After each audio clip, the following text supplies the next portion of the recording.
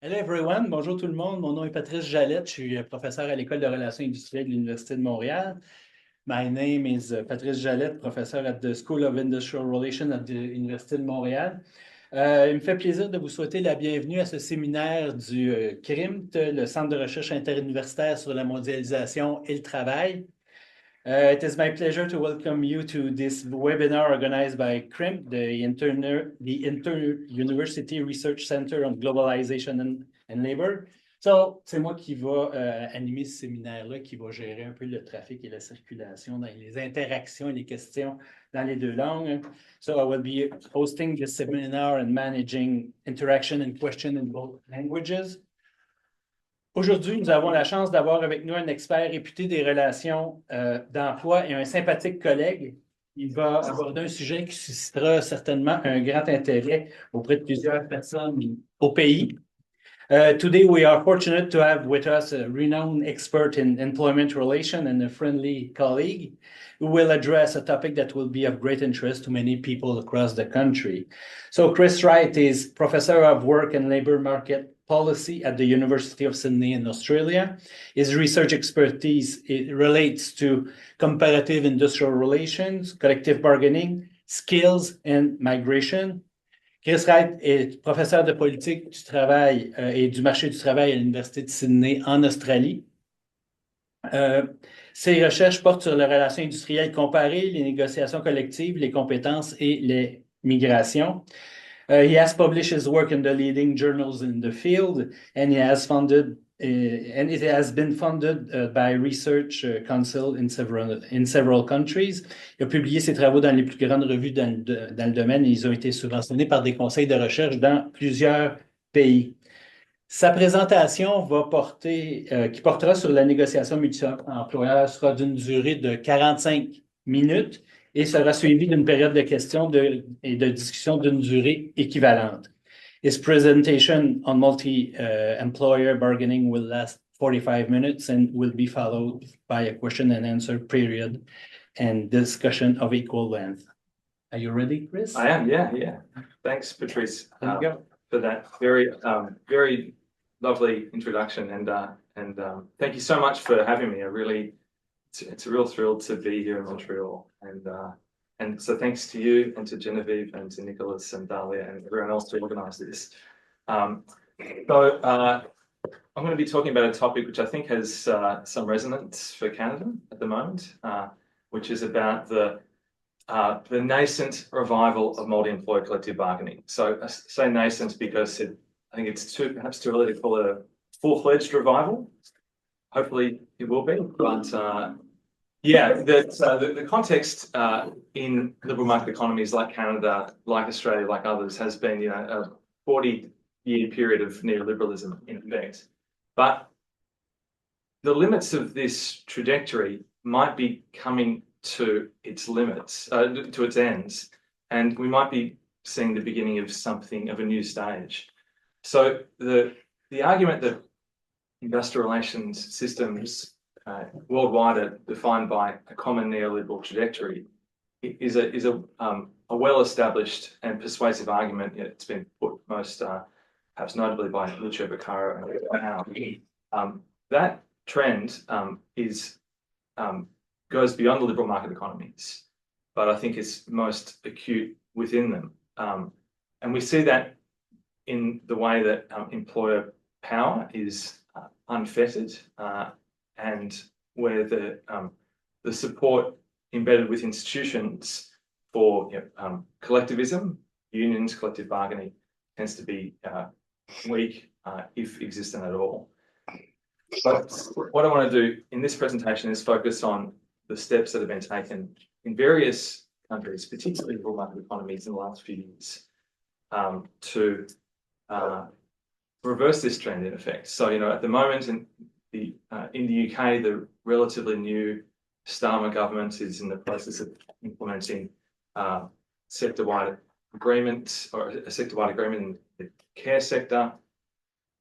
We've seen, in this country, various provinces, including British Columbia, exploring how sectoral bargaining could be established. In Latin America, Chile, most notably, there's a current president, Gabriel Boric, was elected on a pledge to establish multi-level collective bargaining, encompassing sectoral bargaining. In the European Union, a very significant court decision last month from the European Court of Justice to strengthen or to establish, to support the Minimum Wages Directive, which includes key provisions around sectoral bargaining, and I'll say a bit more about that later. In New Zealand, there was a law passed after considerable effort to establish sectoral bargaining in the end of 2022, before it was reversed the following year. And in Australia, which is what I'm going to be probably spending most of the time today talking about, there is also new laws in place since 2022, not reversed, on the contrary, extended, around multi-employer bargaining. So there are essentially 4 questions that I'll be addressing today, and these relate to different components of essentially a wider project that I've been working on with various colleagues over the past few years on this topic. So how can we firstly explain the revival, or the nascent revival of multi-employer collective bargaining, particularly in the international context? These developments are linked. What explains their emergence? Secondly, in the jurisdictions and countries where reform has been achieved successfully, how has it been achieved? And I'll talk especially about Australia, and then looking at what are the conditions for maintaining multi-employer bargaining when it has been established, and finally exploring the lessons for Canada. So I just want to acknowledge the work of my colleagues and the work that this presentation draws upon. I mean, this is work that really starts back in 2022 when the government in Australia began to reform its bargaining laws, and that led to a lot of other countries being interested in what was happening in Australia, including the UK. So Chiara Benassi, who's now at Bologna but was at King's Business School at the time, we wrote a report for the TUC, and the Trade Union Congress in the UK, an internal report that was published by King's, looking at the evidence around sector-wide collective bargaining. Another project initiated by the ILO in Latin America, and I see Fabio Petronu is online today, so it's great to have you with us, Fabio. Fabio led a project along with Damien Grimshaw and other colleagues at the ILO, and several other colleagues, Bernd Brandl and Søren Kai Andersen, looking at what some of the options might be for governments in South America seeking to support or revive or strengthen or establish collective bargaining. And there was a series of reports that the ILO produced in Spanish. The one I wrote is one of several. And that led to a special issue of the International Labour Review, or the Review International du Travail, which has some of the papers out of that project published. And then some other work with Søren Kai Andersen, looking at some of the international developments around collective bargaining that I'll be talking about. And then also a paper that only came out a couple of days ago, led by one of our terrific honours graduates at Sydney University, Jinru Zhang, looking at the process by which reform happened in Australia. That was with also with Joe Orsatti. And then what I'll be talking about in Australia is a more comprehensive version of this is available in a new book that's been published with several colleagues at Sydney University and University of Technology, Sydney. So just to get those acknowledgements out of the way.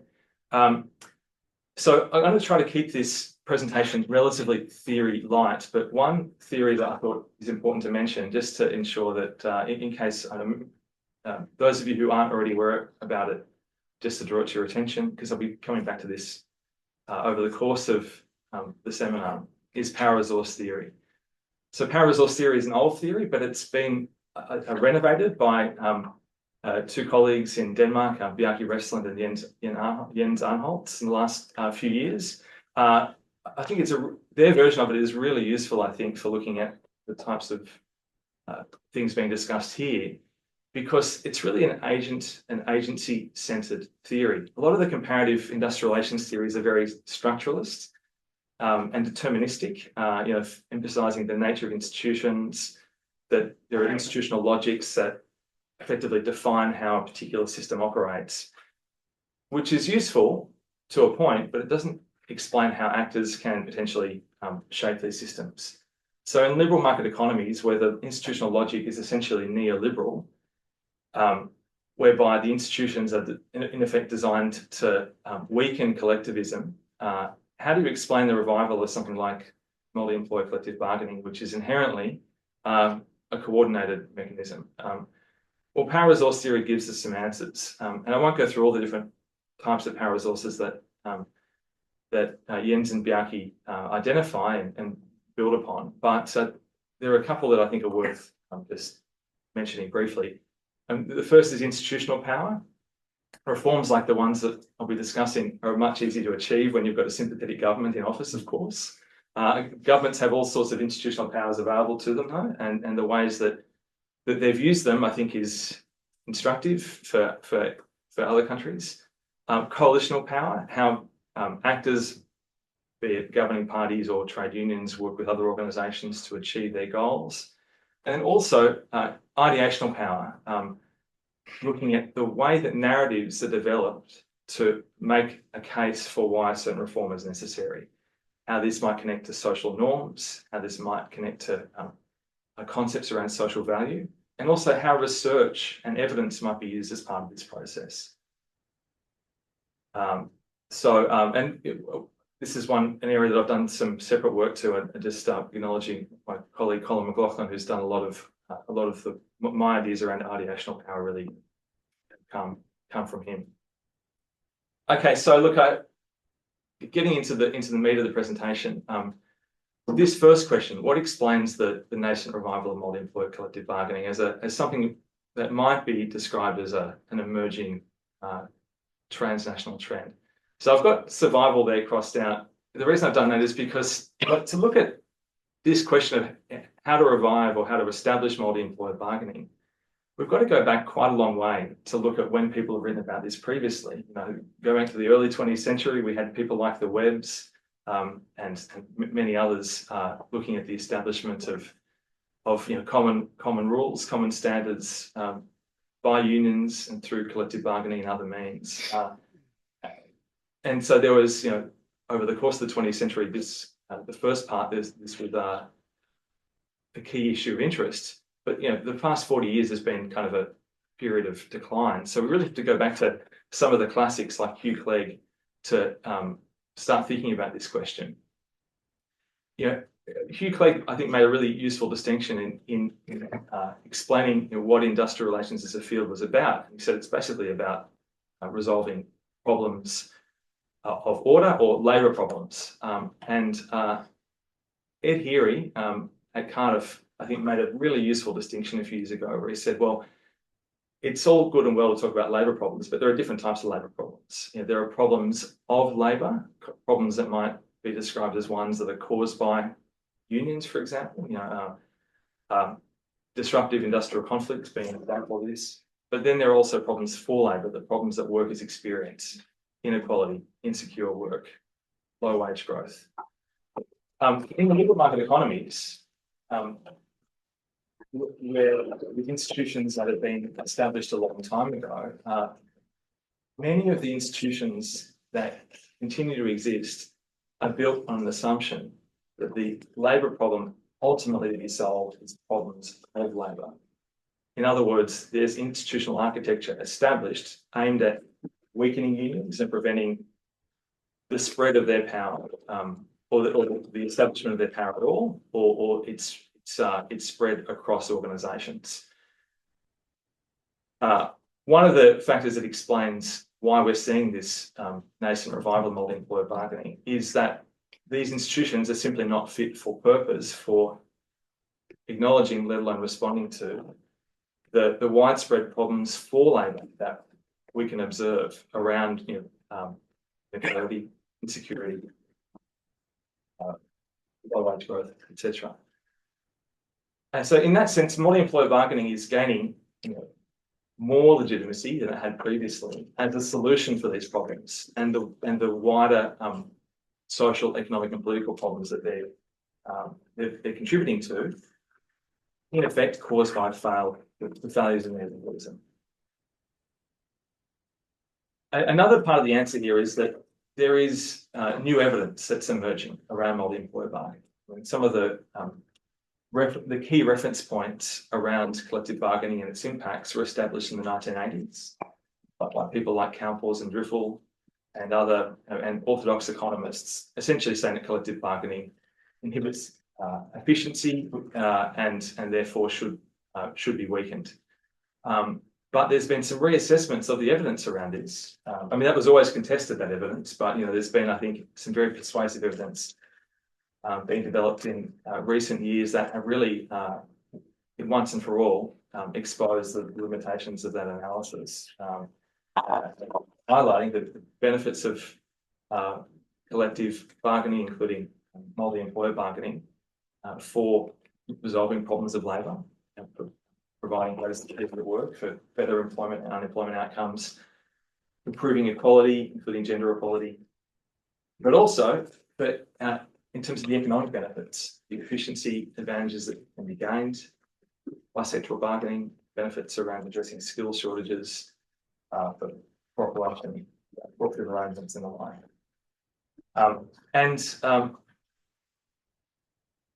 Just one illustration, I think, of the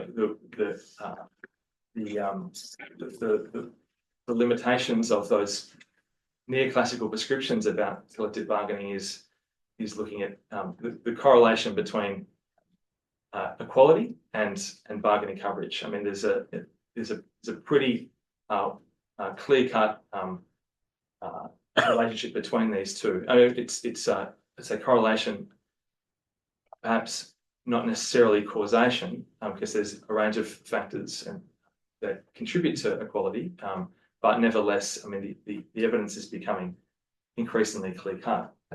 So one of the key organisations whose position on collective bargaining has changed and who's contributed to this new evidence has been the OECD. So if we're looking at these international trends about how legitimacy of multi-employer collective bargaining has been strengthened in recent years, the analysis produced by the OECD, I think, is part of the explanation for this. In the 1990s, the OECD was very much in step with the neoclassical Calpers and Driffel line that basically collective bargaining should be decentralised if it is to operate at all, because essentially it's a barrier to labour market flexibility. That analysis that the OECD produced in its 1994 job strategy was very influential. Across the international organisation architecture, very impactful upon the prescriptions of the IMF, the World Bank, feeding into that Washington Consensus, and also had a big impact upon policy changes that were initiated at a national level in many countries too. And then the OECD kind of began to qualify its arguments around the impacts of multi-employer bargaining and sector-wide bargaining in the mid-2000s. But of note is a report that it produced in 2019, its most comprehensive analysis yet of collective bargaining, where it established, its advantages over single employer or enterprise-based bargaining and decentralised arrangements, and the social and economic benefits that it could produce. That report and the OECD's subsequent analyses that have been very much consistent with that more positive assessment of multi-employer bargaining was a key development that fed into the EU's minimum wages directive that was released towards the end of 2022. So this directive, which was essentially upheld in a decision by the European Court of Justice only 3 weeks ago, said essentially that the EU member states have got to take measures to ensure that minimum wages are adequate, but not simply through statutory protections, but also through collective bargaining. The directive prescribes that member states have got to develop an action plan to reach 80% collective bargaining coverage within their countries, and that can essentially only be achieved through sector-wide or multi-employer bargaining. There's a really good analysis by Torsten Schulten and Torsten Muller, published in Social Europe website, which provides a really good analysis, I think, of the of this decision and the directive more generally. In the paper I mentioned before with Søren Kai Andersen, it was published in Industrial Relations Journal earlier this year. We look at what really underpins these two developments: the OECD's shift and the EU's shift. And within the European Union case, the development of that directive is really in response to the failure of existing arrangements for addressing problems for labour. I mean, there's a political imperative here too, which is that it's the directive, the context of it also is the rise of right-wing populism. The Brexit, the Yellow Vest movement in France, and parties like Alternative for Deutschland, which have very unseemly issues that they campaign on. But in the EU's justification for the directive, it has said that that this social unrest is at least partly underpinned by low wages, the emergence of non-standard work, and economic inequality. So that directive, though, needs to be seen in the context of it wasn't just a top-down directive from the European Union. It's something that was fed up, was informed by the outcomes happening at the local level, the campaigns of unions in the 27 member states, those unions working with the European Trade Union Congress, the European Trade Union Institute, to really build an evidence-based argument for why these reforms are necessary, and then working with the various actors, the Commission, Parliament, and the European Council to lead that directive to be established. Okay, I'm going to just skip over this just for reasons of time. But I think that the point here is that that in answer to the question about how can we can explain this this developing trend at an international level, essentially because multi-employer bargaining is a solution to problems for labour, connected to wider social, economic, and political problems, but then being driven by actors mobilising research evidence, mobilising knowledge, and then to affect change. So, looking now towards beyond the the transnational towards the national and the local, how has bargaining reform been achieved in these cases? So I just want to spend a bit of time talking about the Australian case, and talking particularly about that recent paper that has been published with Jin Ru Zhang and Joel Sadi and myself. On the left here of the screen, this is a news report that was published when the multi-employer bargaining legislation was being debated in Parliament. And the somewhat pessimistic framing of the headline is, the world is shifting to multi-employer bargaining. This is referencing the OECD report and the EU directive. Will Australia fail to follow? I'm pleased to say the answer to that question is no. Australia didn't fail to follow. It did follow. It did manage to get the legislation passed. Was led by the minister at the time, a fellow called Tony Burke, who managed to convince some independent parliamentarians, one of whom is shaking the hand of in this photo, to support the legislation. So, I mean, to explain this outcome, I think we can't really do that without reference to ideational power and also institutional power. So just to delve a little bit more into ideational power, I mean, I think this is it's a concept that can help to explain the circumstances under which reform around bargaining or industrial relations generally can happen, including in circumstances that might be deemed unlikely because the institutions actually are essentially working against that outcome. There's been some really terrific work done on ideational power by political scientists like Martin Carstensen in Denmark, Also, a local product of Montreal, Daniel Beal and Desmond Gill, whose work has been really done some terrific work on this. And the way that they and others like Vivian Schmidt have described the impact that ideas can have is around the way that they can be used to identify problems with existing arrangements and then present solutions to those problems, particularly at moments of crises or what Martin Carstensen and his colleagues have called ideational critical junctures. Basically, when existing ideas fail. So when, in the countries that we're mentioning here, when neoliberalism this doesn't provide a toolkit for trying to resolve insecurity in the labour market, resolving skills shortages and wider economic problems, then new ideas are required. So in the paper, we talk about the various ways that, in this case, governing progressive parties in government can use their institutional position to mobilise ideational power to achieve reform. So I'm going to talk about this in a very roundabout way now. Before just going too far into the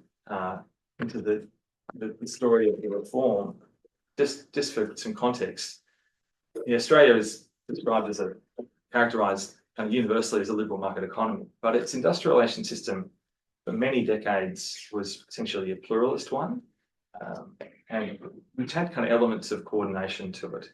So wage setting for much of the 20th century was done on a collective basis, underpinned by strong unions, but also by a kind of a quite unique system of compulsory arbitration. That system was blown apart in the 1990s during a wider push towards marketisation and economic neoliberalism across the economy. And as part of that, compulsory arbitration was replaced by collective bargaining, but collective bargaining in a kind of a Canadian type arrangement, based exclusively around a single employer model that really prevented unions from establishing agreements that transcended more than one enterprise. There was a period where this kind of neoliberal reform completely, succeeded in implementing a period of work choices where unions are basically completely marginalised, and the system was one of complete deregulation. Thankfully, that didn't last very long. There was the government who implemented that law was kicked out of office pretty soon afterwards, and a new act was established, but it was very much kind of in line with a kind of new Labor, Tony Blair style model of industrial relations reform, where based around individual employee rights, not around collective rights. So unions didn't really have a position explicitly within this system. Bargaining could happen, but only on an enterprise basis. And unions continued to be kind of viewed as the enemy by particularly conservative governments who didn't give them any legitimacy. And kind of this is the outcome of those developments, a collapse of union membership from 50% in the 80s to 13% in 2022. It's gone up a little bit in the years since then, but there's a long way to go still. And this essentially was because the system that was developed was built on an assumption that the problem it needed to address was one of strong unions, which by 2022, even earlier than that, this were no longer a thing. All the while ignoring increasingly growing problems for labour. Low wage growth becoming an increasingly significant problem, especially helping in terms of compounding people's the cost of living crisis that we've observed across the world, but including in Australia, rising inequality and inequality, including quite stark gender equality, and also high proportions of workers on insecure contracts. So some of the evidence base that really articulated these problems very effectively was produced by the Centre for Future Work, and I think Jim's with us, so great to have you with us, Jim. And Jim deserves a lot of the credit, Jim and his colleagues, for really changing the nature of the debate in Australia from one where the employer groups dominated, the economists dominated, to one where problems for Labor were given the light that they had long deserved.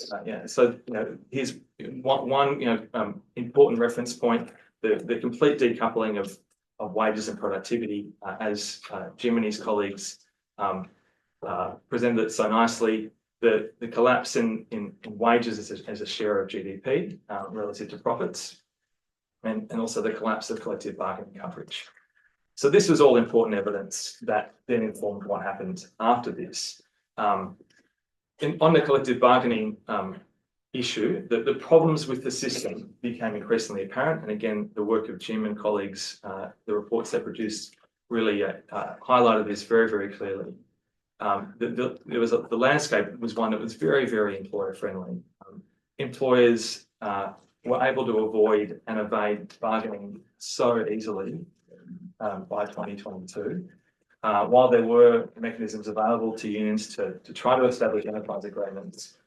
And even in in sectors and areas of the labour market where unions were strong, employers could undercut union power through fissuring by establishing new entities, by outsourcing their activities to other companies.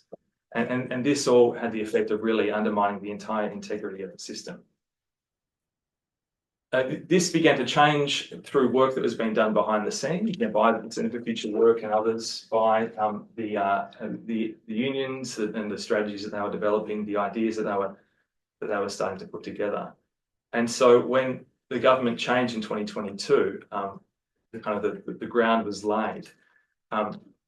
So the government went to the election, the Labor Party went to the election without saying explicitly that they were going to establish multi-employer bargaining, but by saying that they were going to support pay increases, by taking measures to address gender inequality within the labour market, and also by fixing the bargaining system. So it kind of identified the problems effectively. It wasn't explicit about the solution, which I think was important for its ability to get the reforms through. Soon after the election, it held a summit at Parliament House in Canberra, where it got all the big business groups in the room, all the unions, the state and territory governments, and also a couple of academics as well, to have a discussion over a few days about the problems within the economy, the problems within the labour market, and was able to get consensus or loose agreement that these were interconnected. The wider economic problems that the country was facing were due in large part, to problems in the labour market, including problems for labour. So after this photo was taken, at the end of the 2-day summit, the government said, well, thanks for all your input, and I'm glad we could get consensus about the problem. And now, in terms of the solution, we really like what the ACTU, the union movement, had proposed around multi-employer bargaining. So we're going to go with that. And then that led to the next kind of phase of the story, whereby the unions were very supportive. The government had to navigate a bit of a complicated situation in Parliament, in the Senate, where the governing party in the red there didn't have a majority. So they had to get the support of the Greens, but also independents to get the legislation passed. They had to do this while all the employer groups were absolutely screaming from the rooftops about how bad this was going to be. The outcome is that the legislation was passed and has since been extended. And I can talk a bit about the details of what these reforms look like, perhaps in questions if that is of interest. But in terms of how it was able to take on the business groups, that's a really important part of this story. In Australia, we have 3 essentially national business groups, and they all were talking about that these reforms are literally going to lead the sky to fall in. So 3 Chicken Littles who are using the vehicles available to them through the predominantly right-wing press that we have in Australia, using their own power to get attention to the concerns that they are articulating, which you can see on the screen there, included things like increased strikes, more complexity, higher unemployment, fewer jobs, less trust within our enterprises, and the crippling of supply chains, supermarket shelves empty, commuters not being able to get to work, lives disrupted. And I mean, this really invoked at the time, this is, towards the end of 2022, this is kind of COVID-like doomsday. Yeah, panic. So, I mean, I remember actually in the early part of COVID, receiving messages from, friends and colleagues in North America about, images I was seeing of Australian supermarkets, shoppers fighting over toilet paper. Yeah. And this is basically like the Business Council of Australia saying this is multi-employer bargaining is going to lead to this sort of situation happening.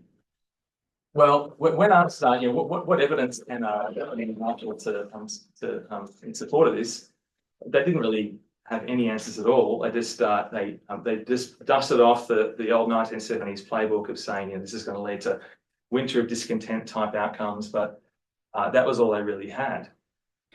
There was all this research, though, that had been done by the Centre for Future Work and others, and the reports in the OECD that were able to be referenced in the policy debate and in the deliberations that happened within Parliament. I mean, I think the research community played an important role here in terms of providing some of the evidence base that was used to convince the parliamentarians whose support was necessary to achieve these reforms. I mean, I had a very small role in this, and it was kind of by circumstance. Some colleagues at Sydney, Russell Lansbury and Søren Kai Andersen from Copenhagen, we'd been doing a comparative project on Denmark and Australia, and just a week before the legislation had been unveiled, we published this article, and then the conversation, which I may be familiar with, it's a Canadian version of this. They said, could you write something based on what you found because it seems to be relevant to this legislation. I mean, our analysis was that the Danish multi-employer bargaining system, by pretty much every measure, was better than the single employer system that had existed in Australia until that point, and that gained a little bit of traction and led to some kind of quite amusing scenes of whereby the employer groups all of a sudden were trying to become experts on the Nordic systems, and anyway, what they had to say about it, thankfully, wasn't persuasive.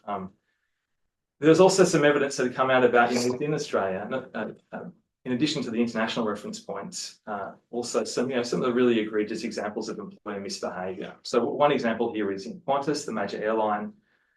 They used to be effectively a single organisation. So when enterprise bargaining was established, they had just a couple of agreements that pertained to their one for their international fleet, one for their domestic fleet, one for their catering company.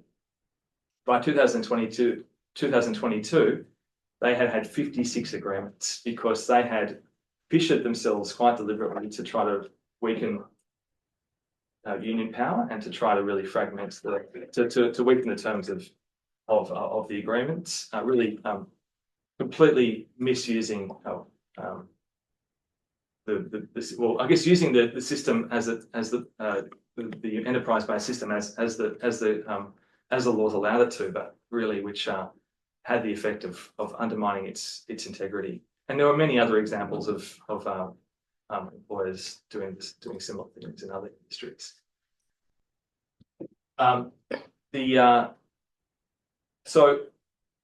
Research and evidence was mobilised by the government, and public opinion also was very supportive of what the government had proposed. We're in the middle of a cost of living crisis, and the government had made a case, as had the unions, that these reforms would help to boost workers' wages in response to this.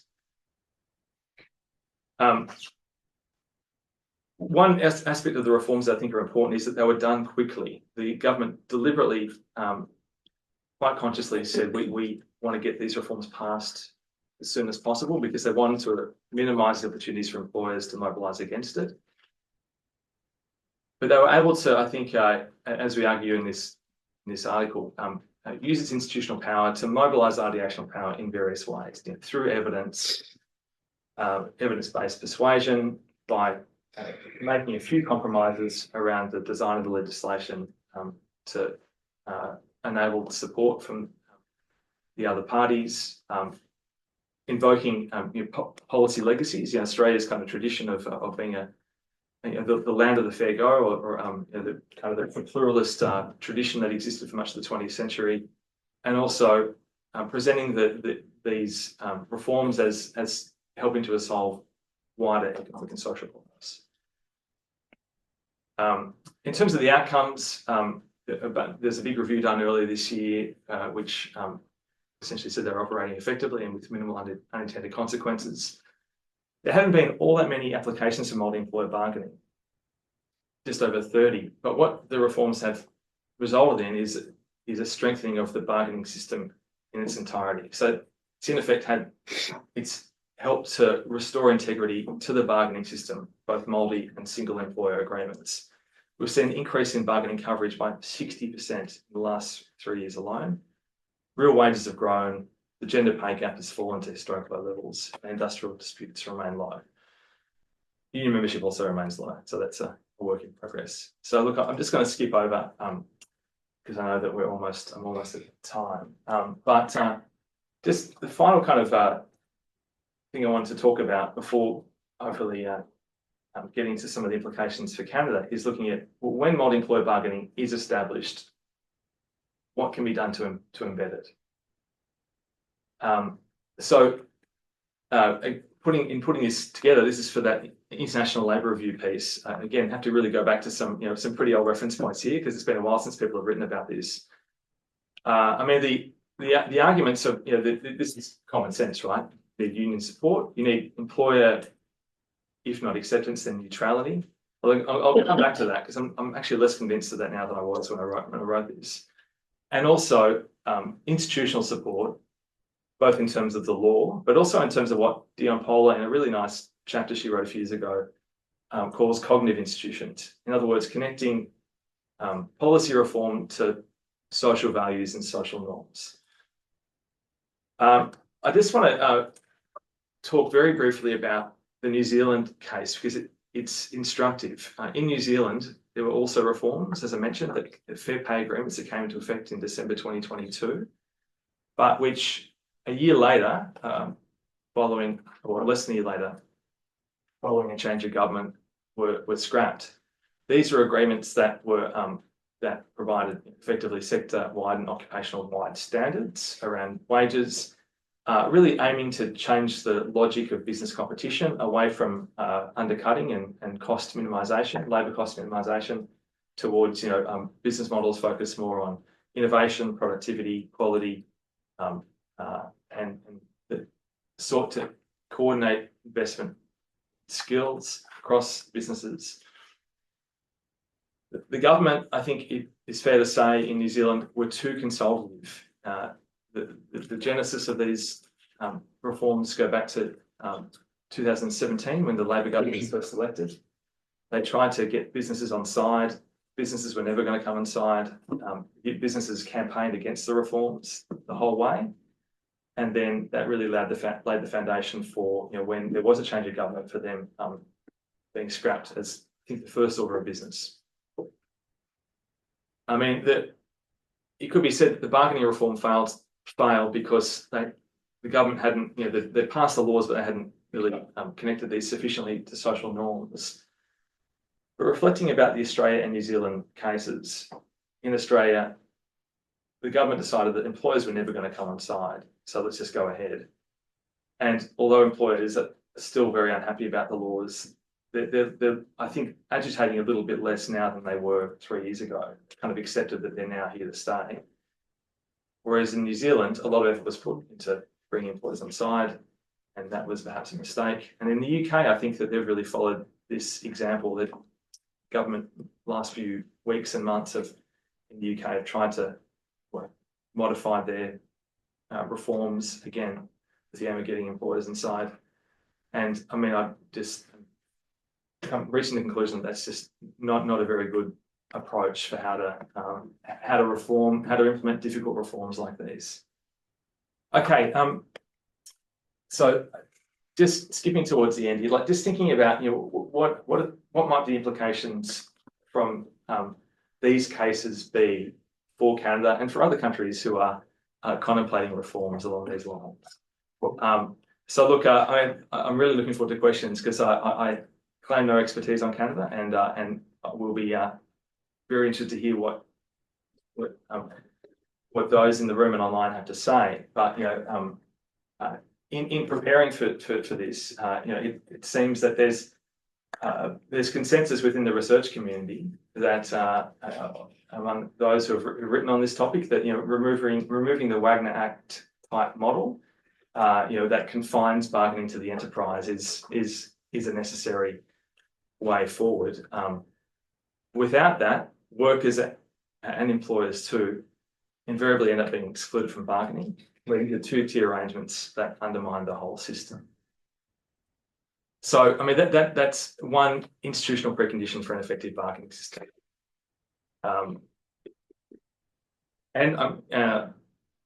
As part of that, moving away from two-tier arrangements to a single-tier arrangement invariably means that bargaining systems will be more comprehensive. But I think an important lesson coming out of the countries where multi-employer bargaining is most well established, like the Nordics, is that having coordination within bargaining systems is really important for making these systems work effectively and effectively economically as well as socially.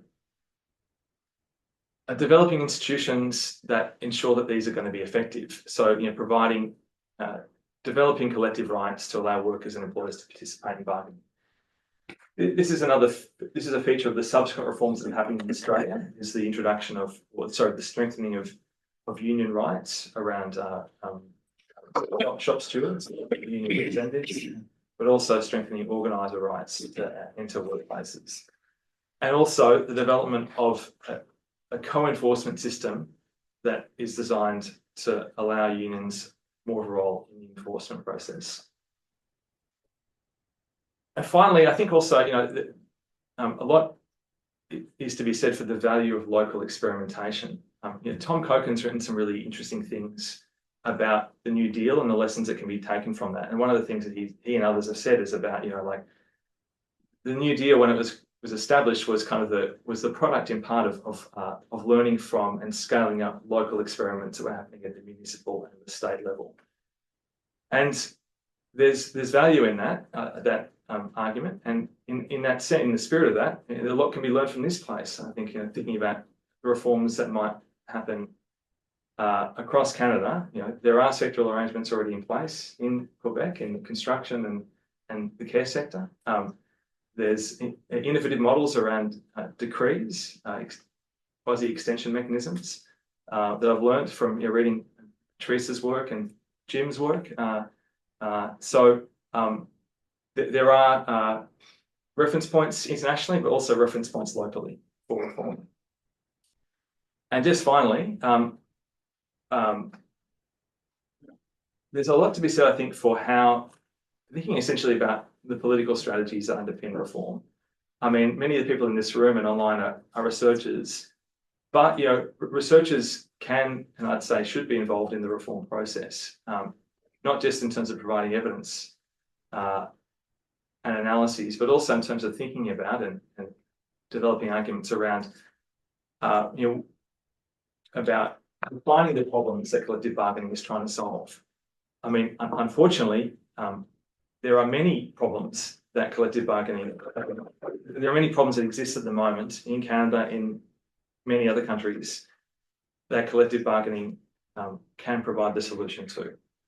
Problems for labour, low wage growth, inequality and the like, but also wider economic problems around low wage, low skill equilibria, skill shortages being caused by fragmented labour market institutions, low productivity also caused by that as well. And then also how an evidence-based narrative underpinned by research can be used as part of this. And also the power resources that are available to actors, be they unions, be they community organisations, be they progressive governments, or be they academics who are trying to achieve change of a certain direction. Thanks for your attention and patience, and sorry for going way over the prescribed length, but thanks very much, and I'm looking forward to any questions that you might have. All right. Thank you, Chris. Thank you. Donc, on va passer à la période de questions et de commentaires, simplement pour vous mentionner les participantes francophones. Il y a un article de Chris en français sur le site de la Revue internationale du travail. Donc, si jamais vous vouliez en prendre connaissance de façon plus détaillée, vous pouvez aller sur le site de la Revue internationale du travail. C'est très intéressant, je l'ai lu ce matin. Okay, you may ask your question or make your comment in the language of your choice. We can translate for our guests. Bon, vous pouvez poser vos questions en français. On va les traduire en anglais pour notre invité, pas de problème. So, on a déjà une question, mon collègue Umut. I have a quick question, just for clarification, because we don't know maybe the Australian system that well. You mentioned about compulsory industrial arbitration in Australia, which is very, very different from other liberal market economies, which includes like Australia and New Zealand in particular, because in terms of their welfare state system, there was always a big emphasis on wage regulation and industrial arbitration in their award system. I'm just wondering how this award system interacted with this multi-level, multi-employer bargaining. Was it an obstacle? Was it more like a facilitated, so that we can a bit understand, because our context is a bit different than Australia and New Zealand in some ways, and that I know that there were also other coordinated in the past mechanisms, like there's an article of Trumpish, for example, about collective skill formation in New Zealand in the early 20th century, things like that. I'm wondering how these legacies maybe helped or not the emergence of this phenomena, or re-emergence, revival of this phenomena, so that maybe we can understand whether it can be transferred to somewhere else in terms of the experimentation. Thanks, Umut. That's great questions. So I'll take the last comment first about collective skill formation. I mean, the legacy around that in Australia has completely collapsed. I mean, there is an apprenticeship system, but there's so many. I think the problems in the training system are probably worse or as bad as the problems that had existed in the industrial relations system. It's completely an employer-oriented model. A very fragmented landscape of private colleges that have access to government funds that are completely crowded out the colleges that used to be kind of central to that system. So yeah, so the award system, yeah, that does still operate in Australia, and this is a very curious feature. So the awards, so like really quickly, like the arbitration system that existed for much of the 20th century, the outcome of an arbitration was an award, which set the going rate of pay for workers in that industry or occupation. When enterprise bargaining was introduced in 1993, the award system continued, but it continued as a safety net.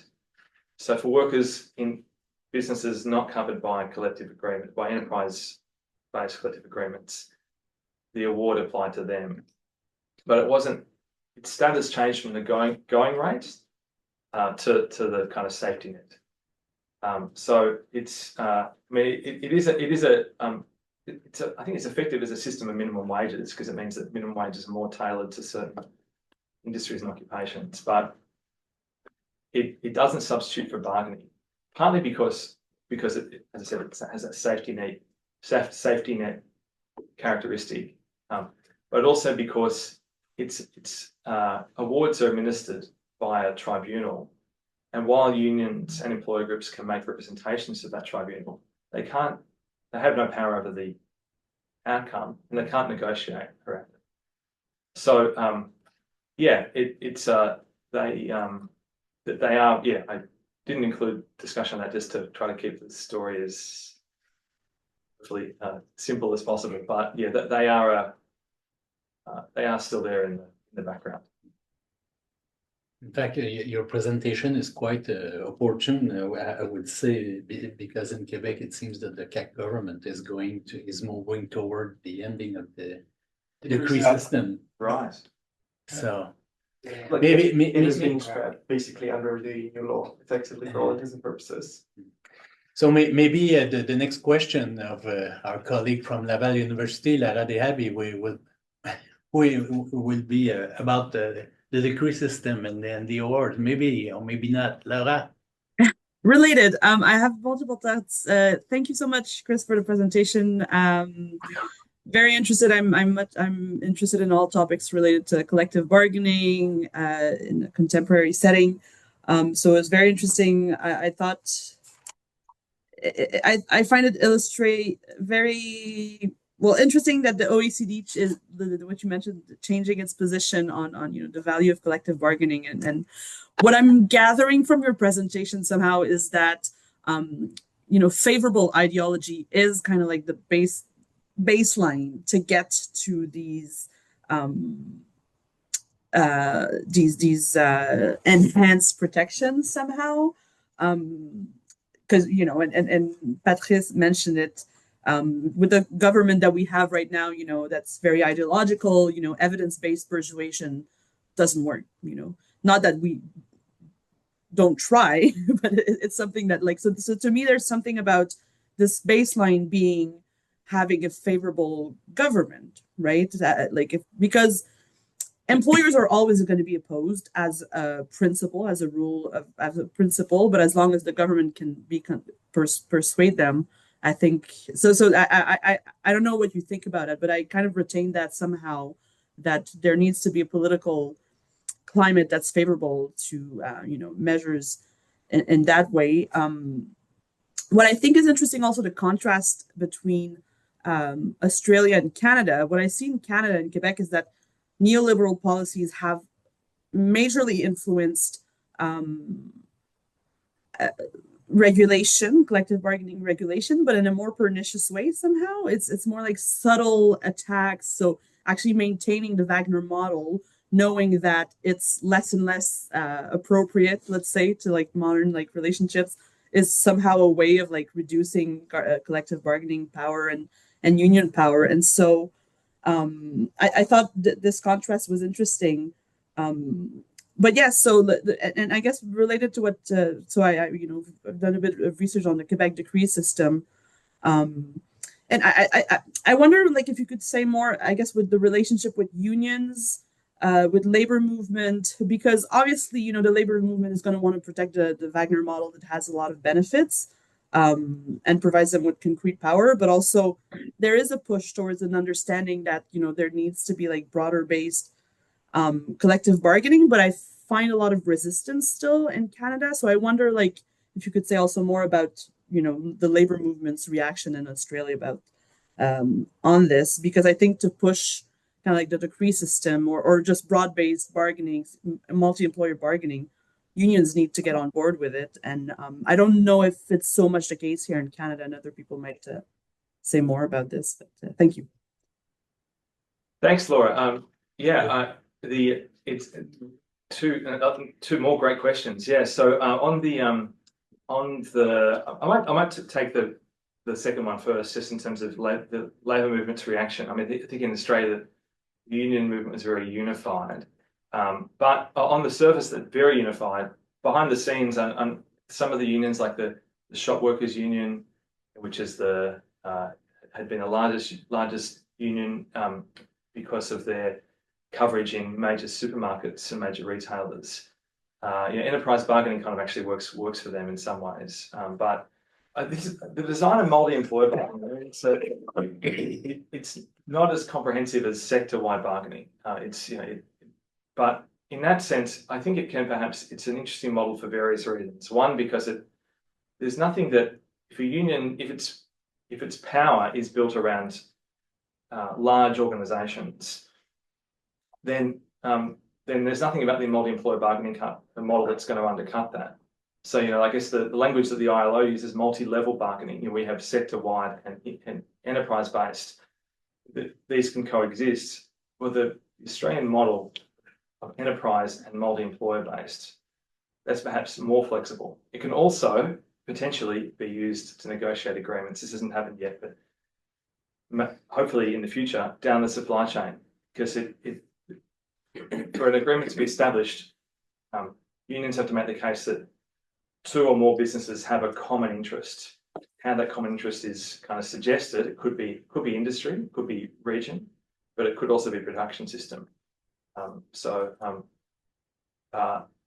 Anyway, a flexible approach to how bargaining can work, particularly given the changes that have happened structurally in our economies since sector-wide agreements were established in the post-war period or before then, I think is one way of getting unions on board. I mean, I think in other countries like the UK, I gather there has been a lot more tension within the union movement, and that has perhaps inhibited the progress of bargaining reform there. So it is something that peak councils in particular have to think very carefully about how they bring their constituencies on board. In terms of the favourable ideology and do you need a sympathetic government as a precondition? I guess yes, of course, but I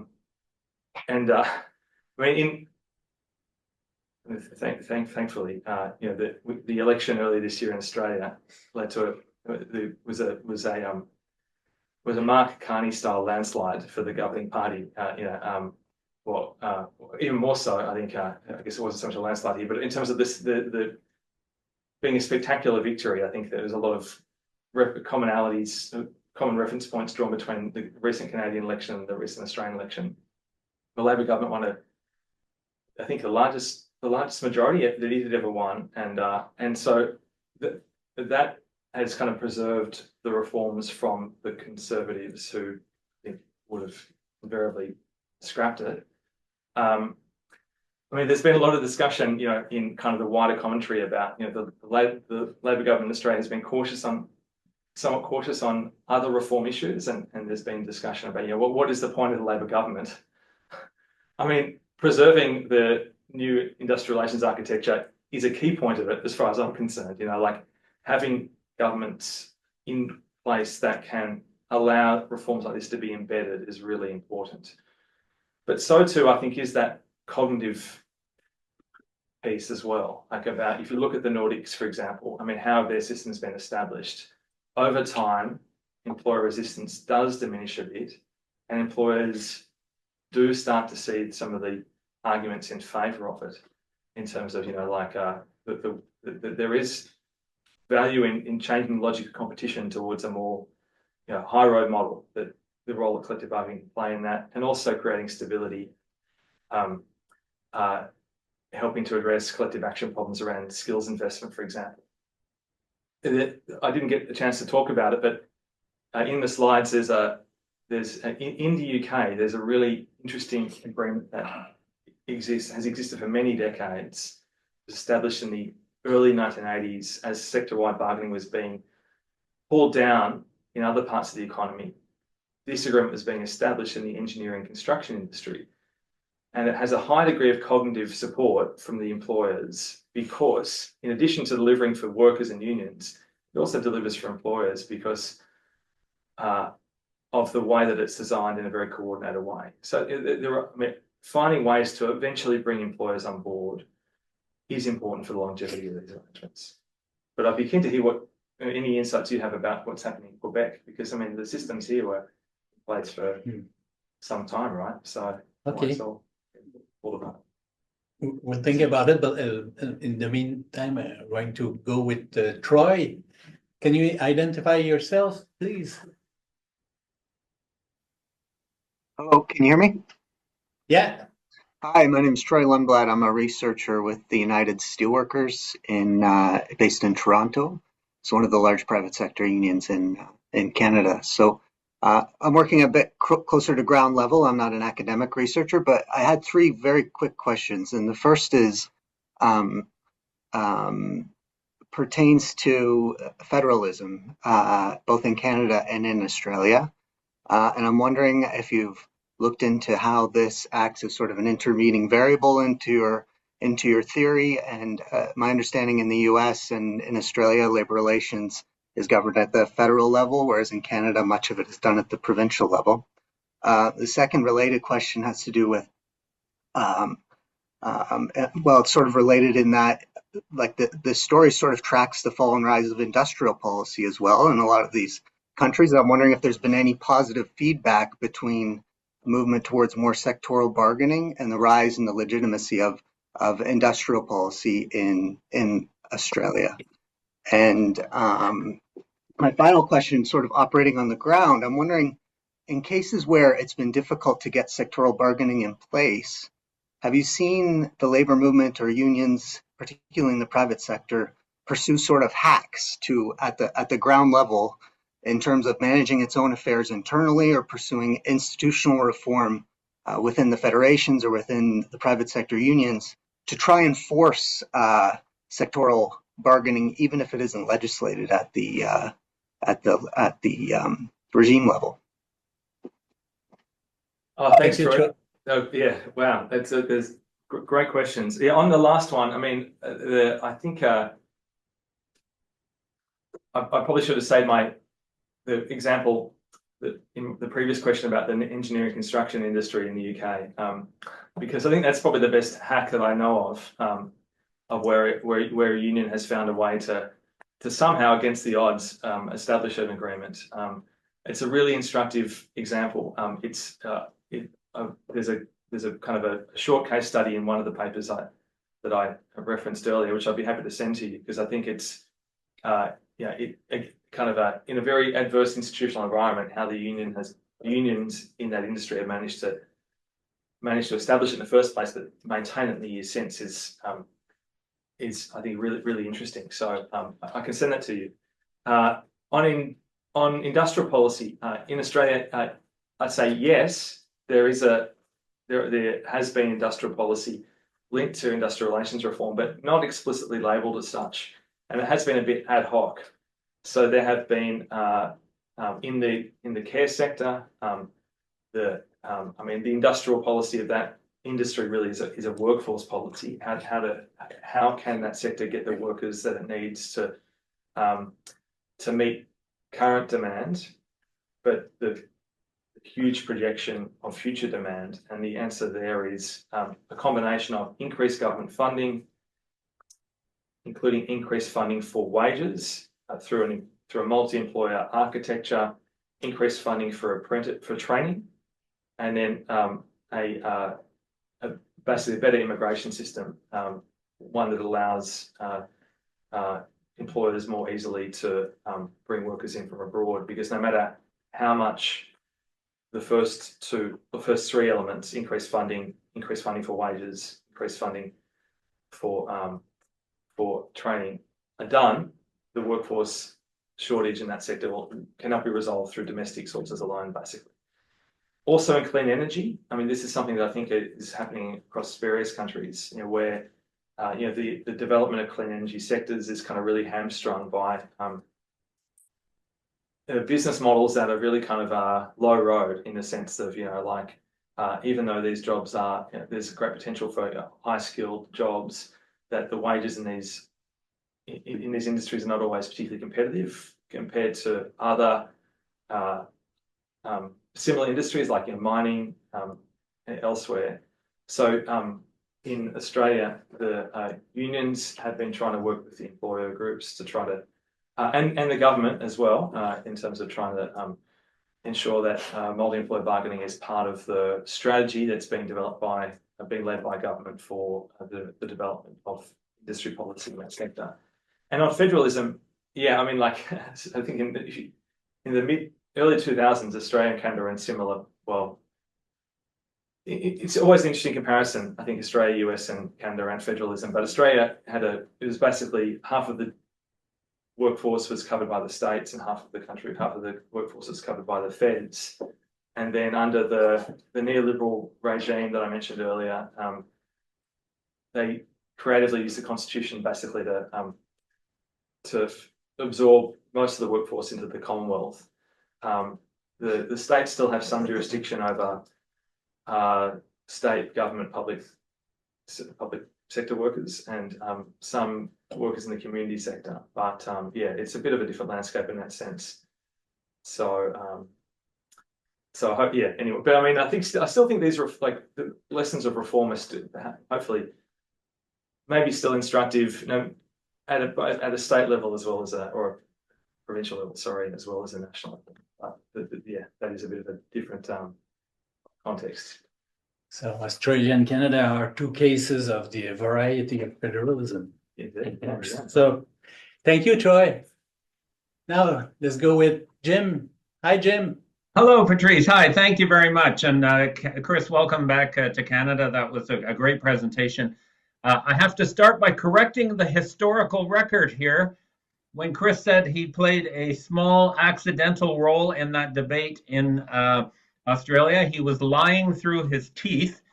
He played a very important role in many forums. I was there and witnessed it. Obviously, his research in the peer-reviewed world was important in that evidence base that he referred to, but also his commentary and interventions in non-peer-reviewed forums and his work directly feeding into government inquiries and Senate hearings and so on was very important. So don't believe his claim there, Chris. You played a very important role, and this is a true legacy of it.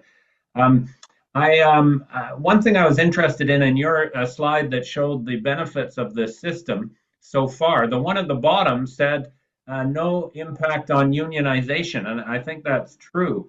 And I wonder if you would comment on perhaps an unintended risk of a stronger sectoral system is to reinforce the incentive for free riding in industrial relations, because you already had a big free riding problem in Australia anyways. For those who don't know, they basically have a kind of right to work individual unionization system there. And with sectoral bargaining and the extension of it, potentially people could say there's even less reason to join a union at this point. So do you have any thoughts on how that's playing out in Australia? And more importantly, what is the solution to that? Thanks, Jim. Yeah, great to see you as always, and thanks for the kind words. I don't think that's right on what you said, but anyway, look, it's this relates really nicely to Laura's question about the union politics. I think, well, one aspect of what I have to say about how to fix the problem of low unionisation. In the sense of like that there is a split within the union movement in Australia about how to resolve the free rider problem. I mean, there's so little incentive to join a union in Australia, and I think that this is why union membership is such a bad proxy for union power, because I think that low unionisation in Australia belies the effectiveness of unions in using the power resources available to them. The Australian union movement is pretty, I think, savvy how it operates, but you can't build power. It's very hard to build power without membership, and from a resources perspective, but also from a legitimacy perspective. You know, the Conservatives and the business groups have, for decades, or since unionisation started to decline, at least, really used that against the union movement to say that, you know, they don't speak on behalf of the workforce. 85% of the workforce is not unionised. But so there had been kind of a push by some unions to issue a fee. There have been fees used in some sectors in the past, like in electrical trades and other construction trades. But some unions don't think that's the way forward. I mean, I have to say, I think that it's legitimate for unions to push the fee. I mean, you know, when journalists call me up about this, I kind of say, yeah, well, like it's valid in other parts of our society. And it's for, you know, for councils to charge constituents fees for service, and why isn't it for unions? So I do think that's got to be part of the solution. In terms of, I mean, I wonder if the data is still. There's been a bit going on, I think, in the union membership data over the last few years, in the sense of like there has been a slight uptick from 12.5%, I think it was to 14% from 2022 to 2024. So it could be that the laws just haven't been in place long enough. But I think without addressing the free rider problem, we're not going to see a significant uptick. I think also that although it wasn't as nearly as stark as in the US, say, the movement within the labour market of people switching jobs and people leaving the workforce after COVID, I think also perhaps had an effect as well, because there was an expectation. I think when the data was released in early 2023, there was an expectation within the unions that we're going to see an increase in union membership, given what's happened over the last few years. And that hadn't happened. And one of the explanations to that, I think, is because of the structural changes in the workforce. People retiring early, and of course, older workers are more likely to be union members. I think that probably had some sort of impact upon the stagnation of union membership last few years. But it's a really interesting questions, Jim, that I can keep pondering, and thanks so much for taking the time to come along.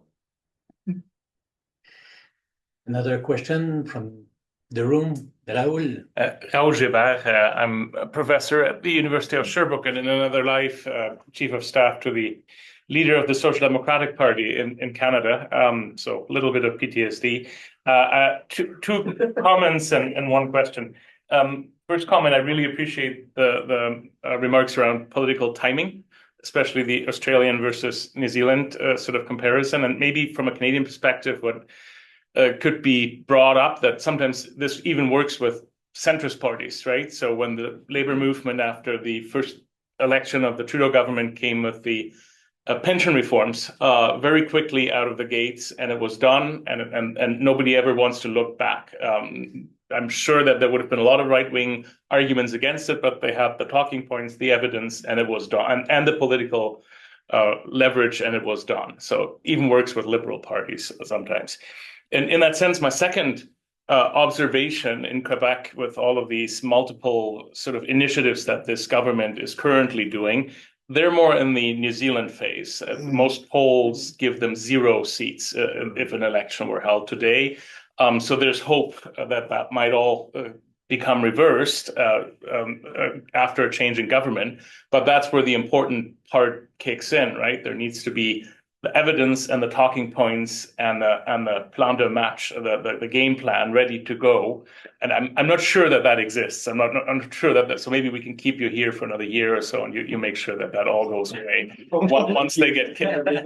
And part of it is just that politics, 1 year is an eternity. There's 360 24-hour news cycles with different emergencies and so on and so forth. And they might just, get sidetracked to do something about more secularism, more immigration, more sovereignty and whatnot. So probably good moment to get on the ball. My question is with regards to the employers or business associations in Australia, because especially from the Danish perspective, I mean, large Danish employers really like the model because they dominate the employers association. They can do away with some of these smaller pesky competitors who can sometimes undercut their wages. And so I wonder whether there's been any movement at all of institutionalizing that path towards some of these business lobbyists acting more like employers lobbyists going forward, because I have a feeling that might help. Probably Søren Kai would agree, but I'm not quite sure he's not around. Yeah, I'm not sure if Søren's aligned, but look, that's such a well, thanks for the comments as well, but also for the question. Yeah, so look, I've got friends in the employer groups, right? I mean, I don't agree with them, and we have very robust discussions. Often we're giving conflicting evidence before Senate inquiries, which is surreal, but like just because of the industrial relations world being kind of pretty small. And I've tried to persuade them, you guys have got to get out of representing the lowest common denominator, representing the employers who are trying to undercut, represent the ones who are, trying to compete in a way that's going to be good for the industries and good for the collective success of the industries, because there's so much to be learned from the Nordics in that sense. they do kind of approach this from a standpoint of collective vulnerability. Like we need to work together for the success of the industry for the country. So we need a model that's going to basically encourage innovation, internationally competitive businesses. So look, I've tried to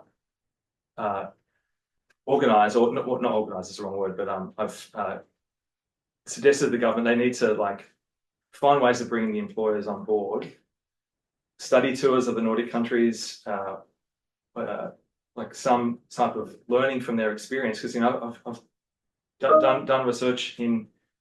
I've done research there. I've spoken to the employer groups about, why exactly do you support this system? And essentially, it's for the reasons you say, because it provides a way of disciplining or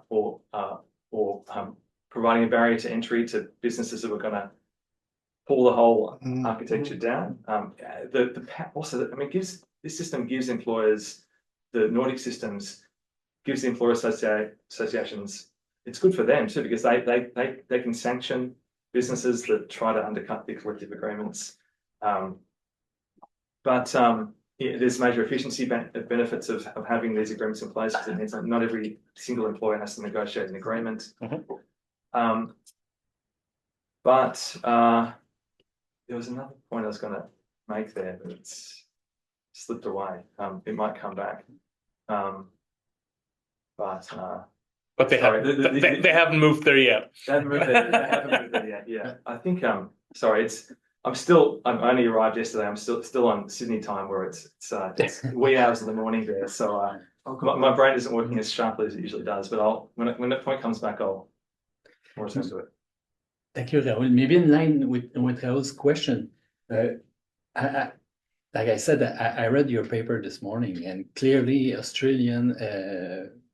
Australia and New Zealand, the arguments put forward by the union and the government, they were not enough to convince the employers.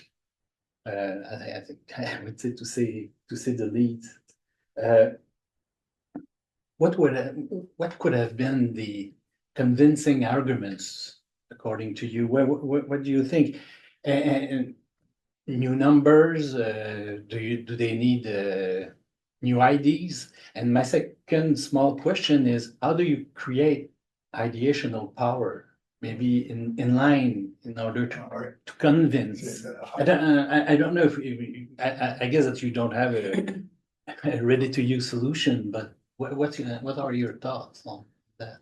I remember the point, and it came back to me, and it relates to this relates to the question, Patrice. Thanks very much for it. Which is that in Australia, I think, like a lot of liberal market economies, and I think it was Wolfgang Streeck who made this point some time ago, that that in the liberal market economies, the employer associations have shifted from being effectively industrial organisations to political organisations. Like they're no longer involved in getting their hands dirty in negotiations and doing the work. Yeah, they are lobbyists. Pure and simple. Yeah. So that is one problem, changing the character of employer associations. So that's one thing. One thing that the employers are supportive of, they do like about this, is the government has given them some resources to make use of these laws. So that I think is helpful, because it is part of the soft power that is needed to get them on board, is to say, okay, there are new laws. We're going to give you the resources to know what the changes are and how to use them.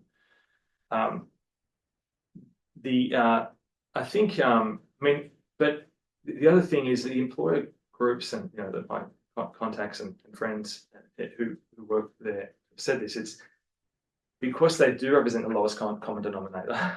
It's hard for them not to, in effect.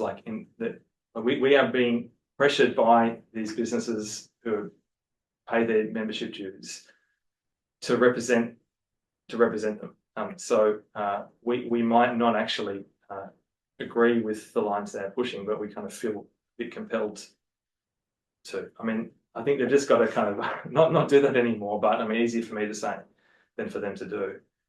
Yeah, this it kind of gets back to the question about, within unions, there are a range of different interests, and within employer associations, there are too. So, like, I guess I just hope that, over time, that employers will realise that there are benefits to these arrangements, and I think their opposition to them is softening a bit, but I think that's perhaps born out of the reality that, one of the great developments that's happened in Australia is that the Conservative parties are kind of split in a way that that it's hard to see them ever getting back into power. Like there's the rise of this new kind of, it's called the Teals. It's like a kind of green party, but in Australia the Greens are to the left of the Labor Party. But this is a kind of a pro-environmental party that is the electorates in the kind of the very affluent seats. So conservative, like Carbon tax cuts for like urban professionals or something like that. Exactly. Okay. Yeah. So environmentalism is important, but so too is but not in a way that so, but that's basically the Liberals are split, the Conservatives are split, kind of potentially permanently, and so with that, maybe the employer groups will realise that they've got to work within the confines of multi-employer bargaining rather than working against it. So, but this very circumstantial response, Patrice, hard to draw out lessons beyond that. It's fine. We have time on the just one last question. Yeah, so about the narratives. The thing is, like, you talk about the Nordics a lot, which is fair, but there is kind of like a forgotten little brother to this conversation, which is Belgium. Yeah, of course. And the thing that's kind of unique about Belgium, they have like all you would ever want plus a statutory wage indexation. So like, pretty much a dream. But the thing about them that they tend to support collective bargaining regardless of the party. So even the far right that shut out the government, they're like, yeah, we're not going to touch unions, we're not going to touch statutory indexation. And the justification seems to be that it's a national security concern. That is to say, we are a small open economy. We depend on global trade, especially outside the European Union, a lot. And we kind of need this domestic demand to keep going. So I'm wondering why I don't seem to see in this conversation, especially from the labor camp, saying openly that it's like, especially in the Canadian context, we are in what may very well amount to an economic war with the United States if they abrogate USMCA. And we have extremely weak domestic consumption, especially when we lower immigration.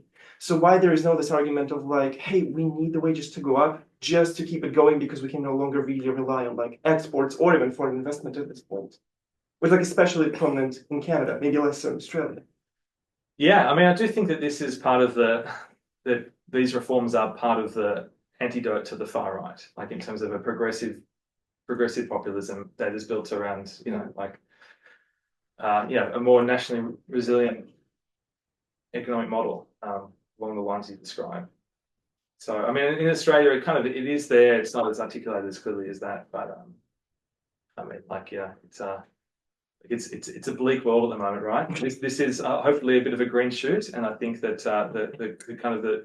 the multi-employer bargaining as a foundation for a wider political project, I think there's a future in that, but maybe it's a future that draws upon established examples like the Belgian one. Thank you, Chris. Just one. Thank you for your question. Last one. En fait, je voulais demander, est-ce que, par exemple, à travers toute la réflexion que vous menez sur les syndicats, la question des différentes formes de pouvoir et puis surtout la question sur le membership, comment vous voyez la France? Est-ce que pour vous, c'est un modèle vertueux ou un paradoxe? So basically, what do you think about the French model? Is it a virtuous model or a paradoxical one? Yeah, well, so interesting in many ways, right? Also, this is a classic example of where union membership disguises union power. 9% membership and significant power and effective utilization of power resources. There's a lot to be said for the French system. There's a lot of it's a really useful reference point around working time, for example. A lot of the innovations that we've seen around working time, the French model is really the inspiration for that.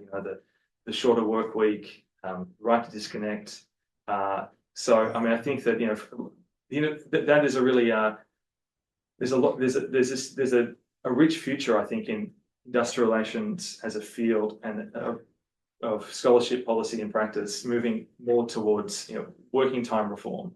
And I think France is perhaps the best example in that regard. And I think also, in terms of like, I mean, when I lived in the UK, I loved whenever there'd be like it'd